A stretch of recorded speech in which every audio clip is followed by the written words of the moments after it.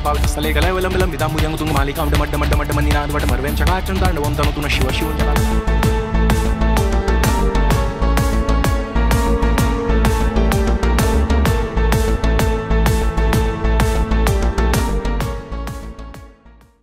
लगातार 7 world record कायम करने के बाद विराग मधुमालती ने शिव तांडव स्तोत्रम को सर्वाधिक तीव्र गति से गाकर 8वां वर्ल्ड रिकॉर्ड दर्ज करवाकर अब एक नया इतिहास रचा है। इसी की जानकारी उन्होंने नवी मुंबई में आयोजित एक पत्रकार परिषद में दी। बता दें कि लोनावाला के करीब कैनरी आइलैंड के करीब शिव भक्ति के शिखर स्रोत शिव तांडव स्तोत्रम को उन्होंने मात्र 1 मिनट 33 सेकंड में संपूर्ण गाकर यह अद्वितीय रिकॉर्ड हासिल किया है। बता दें कि उनकी तीव्र गति के बावजूद उन्होंने मंत्रों के अत्यंत स्पष्ट उच्चारण, ताल और लय को पूर्ण शुद्धता के साथ प्रस्तुत किया। इसी की अधिक जानकारी उन्होंने पत्रकार परिषद में दी। इस अवसर पर पत्नी वंदना वानखेड़े, कैनरी आइलैंड के संस्थापक नंद कुमार वाणंज एवं संचालक सागर वाणंज उपस्थित थे।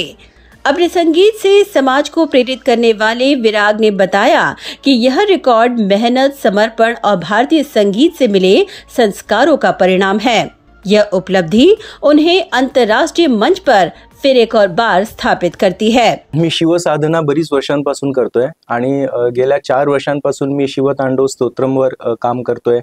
बेसिकली मला तेव्हा माहिती नव्हतं की याचा काय रेकॉर्ड होणार आहे किंवा काय रेकॉर्ड करायचं हे मला माहिती नव्हतं, पण मी फक्त एक शिवसाधना म्हणून शिवतांडव स्तोत्रम शिकलो आणि बस डेली जेव्हा साधना करायचो तेव्हा साधनेमध्ये शिवतांडव स्तोत्रम गायचो। असं करता करता माझी जेव्हा स्पीड वाढायला लागली तेव्हा मला असं वाटलं की अजून याला फास्ट होऊ शकतं, अजून फास्ट होऊ शकते आणि मग तो फास्ट होत गेला आणि असे करत करत 4 वर्ष पण गेलेत, कसे गेले मलाही कळलं नाही। आणि मग आता जेव्हा हा झाल्यानंतर मला असं वाटलं की हे अजून खूप फास्ट करू शकतो आपण without making the word slangs और समथिंग, प्रॉपर डिक्शन सोबत। मग अशा पद्धतीने हा रेकॉर्ड केला आणि हा ईश्वराच्या कृपेने, शिवजींच्या कृपेने सक्सेस झाला की 1.33 मिनिट्स मध्ये हा शिवतांडव स्तोत्रम पूर्णपणे गायला गेलेला आहे। डेफिनेटली चॅलेंज तर होतच। सुरुवातीला तर मला असं वाटत होतं की हे मला गाता पण येईल की नाही, म्हणजे दिस was the start beginning.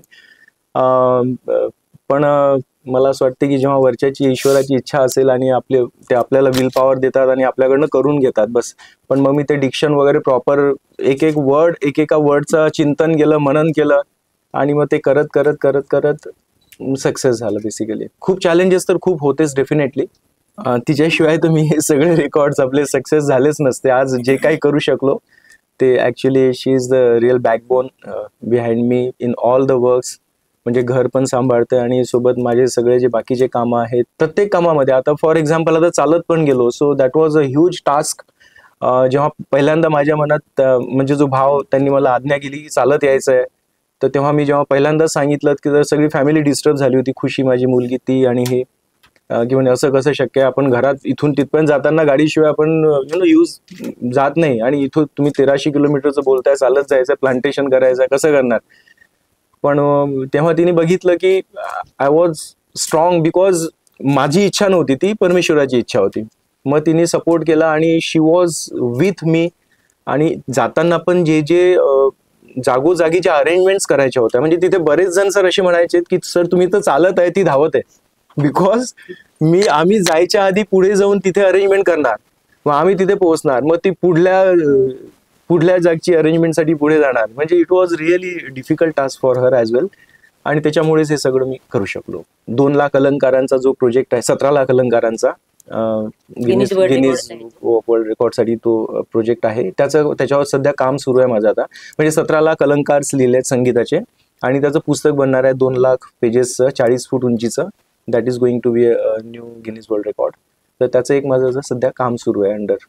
Bureau report, Naveen B network.